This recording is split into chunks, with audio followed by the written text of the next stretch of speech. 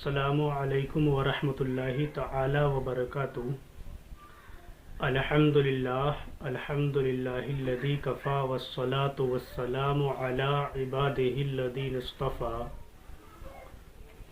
اما بعد، قال النبی صلی اللہ تعالی علیہ وسلم طلب العلم فریضۃ علی کل مسلم، او کما قال النبی صلی اللہ علیہ وسلم۔ آقا کریم صلی اللہ تعالی علیہ وسلم ارشاد فرماتے ہیں، علم دین سیکھنا ہر مسلمان مرد و عورت پر فرض ہے۔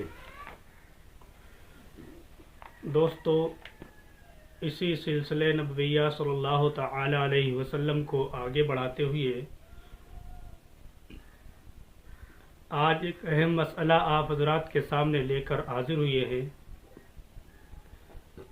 کچھ احباب کا سوال یہ تھا کہ حضرت، روزے کا فدیہ کیا ہوتا ہے اور کفارہ کیا ہے؟ کب فدیہ دیا جاتا ہے؟ کن صورتوں میں فدیہ دینے کا حکم ہے اور کن صورتوں میں کفارہ دینے کا حکم ہے؟ اس کے متعلق تفصیل سے بات کریں گے۔ پہلے سمجھیے کہ فدیہ کسے کہتے ہیں، فدیہ میں کیا دیا جائے اور فدیہ کس کو دیا جائے۔ دوستو، اس کا مسئلہ یہ ہے کہ اگر کوئی انسان اپنے مرحومین کی طرف سے فدیہ دینا چاہے، اپنے مرحومین کی طرف سے جو ان کے روزہ زندگی میں قضا ہوئے ہیں ان کی طرف سے فدیہ دینا چاہے، تو اس کا حکم یہ ہے کہ وہ فدیہ دے سکتا ہے۔ اللہ تبارک و تعالی اس فدیہ کے طفیل اس کے گناہوں کو معاف فرما دے گا۔ لیکن یہ وارثین پر فدیہ دینا یہ لازم و ضروری نہیں ہے۔ ہاں، اگر میت نے مرنے سے پہلے وصیت کی تھی تب ایسی صورت میں وارثین پر فدیہ دینا واجب ہوگا۔ فدیہ کی مقدار کیا ہے؟ تو دوستو، فدیہ ایک انسان کا صدقہ فطر جتنا ہم نکالتے ہیں، ادا کرتے ہیں، وہی مقدار فدیہ ہے۔ یعنی 2 کلو 45 گرام گیہوں کی مقدار، یہ اس کی قیمت کسی غریب، مسکین، فقیر، بے بس، لاچار انسان کو دینا جو زکوٰۃ اور صدقہ فطر کا مستحق ہے۔ جو نصاب شرعی کا مالک نہ ہو اسی کو فدیہ دینا درست ہے، اور جو نصاب شرعی کا مالک ہے اس کو فدیہ دینا جائز نہیں۔ یہ تو ہوا مرحومین کی طرف سے۔ اگر کوئی انسان اتنا بیمار ہے، اتنا پریشان ہے اور اس بیماری کے باعث روزہ رکھنے کی اس میں قوت نہیں ہے، طاقت نہیں ہے، اور اس کے روزے چھوٹ رہے ہیں، اب وہ انسان فدیہ دینا چاہتا ہے، تب اس کے لیے حکم یہ ہے کہ اگر وہ بیمار، اس کی بیماری اس حد تک پہنچی ہوئی ہے کہ ماہر ڈاکٹروں نے، حکیموں نے یہ بتا دیا کہ اب یہ ٹھیک نہیں ہوگا، صحت مند نہیں ہوگا،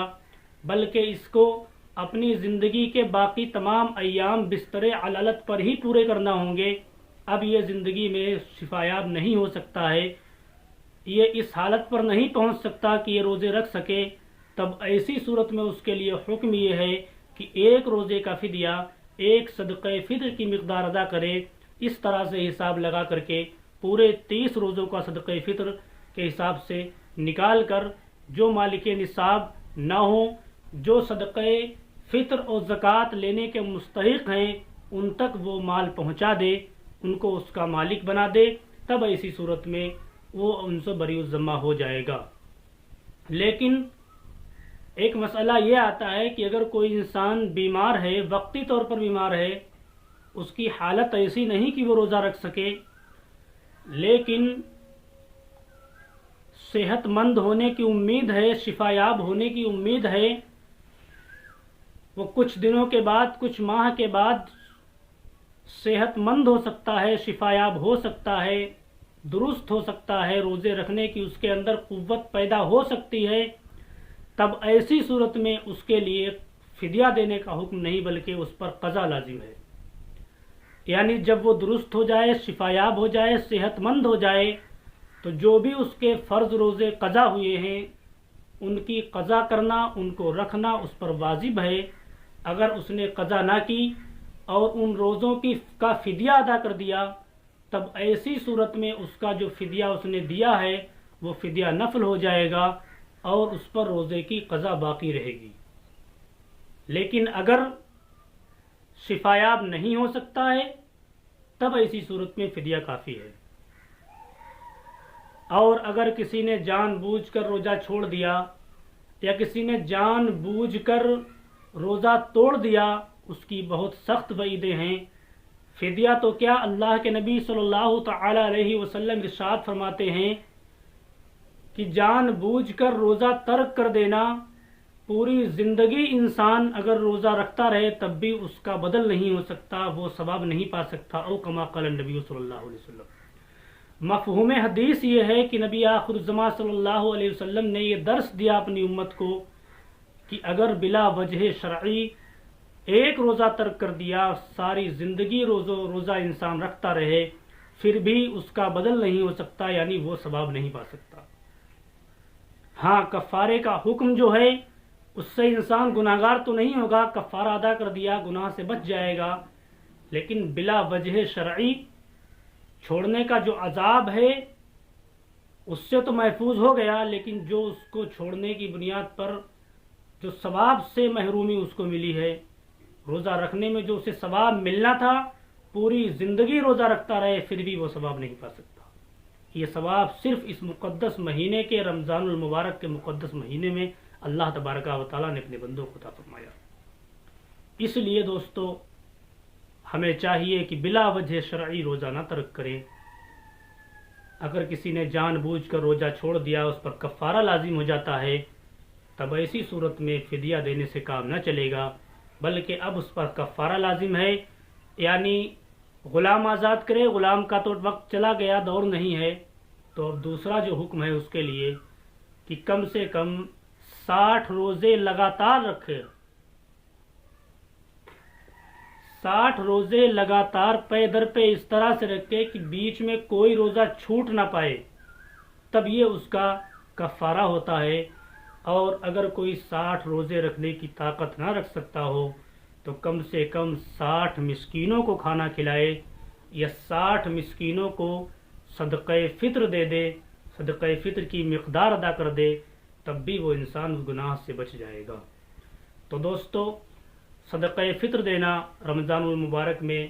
مقدس مہینے میں اللہ تبارک و تعالیٰ نے تمام مسلمانوں پر واجب قرار دیا ہے، چاہے وہ روزہ رکھتے ہوں یا نہ رکھتے ہوں۔ بہر صورت لوگوں پر، مسلمانوں پر اپنے اور اپنے نابالغ اولاد کی طرف سے صدقہ فطر نکالنا واجب ہے۔ اس رمضان المبارک کے مقدس مہینے میں اپنے اور اپنے نابالغ بچوں کی طرف سے صدقہ فطر ضرور ادا کریں، اور اگر اس سے پچھلے سالوں کا اس کا صدقہ فطر چھوٹ گیا ہو، کسی وجہ سے نہ دے سکا ہو، تب بھی وہ ادا کر دیں، اس لیے کہ صدقہ فطر جب بھی انسان دے گا وہ ادا ہی ہوتا ہے، قضا نہیں ہوتا ہے، وہ ثواب اس کو مل جائے گا۔ تو اس لیے ہمیں چاہیے اس مقدس مہینے میں صدقہ فطر کو ضرور ادا کریں، اور غربا، فقراء، مساکین، یتیم جن کا حق اللہ تبارک و تعالیٰ نے ہمارے مالوں میں رکھا ہے، وہ اس کے مستحق ہیں، ان تک ہم ان کے تمام حقوق کو پہنچا دیں، ان کے حقوق نہ ماریں، ان پر ظلم نہ کریں، ان پر زیادتیاں نہ کریں۔ اللہ تبارک و تعالیٰ نے ہمارے ذریعے سے اگر کسی کی قسمت میں خوشیاں لکھی ہیں تو ہم ان خوشیوں کو برباد نہ کریں۔ اللہ تبارک و تعالیٰ سے دعا کریں مولا ہم سب کو اس پر عمل کرنے کی توفیق عطا فرمائے۔ امید کرتے ہیں دوستو آج کا یہ فطرہ یا صدقہ فطر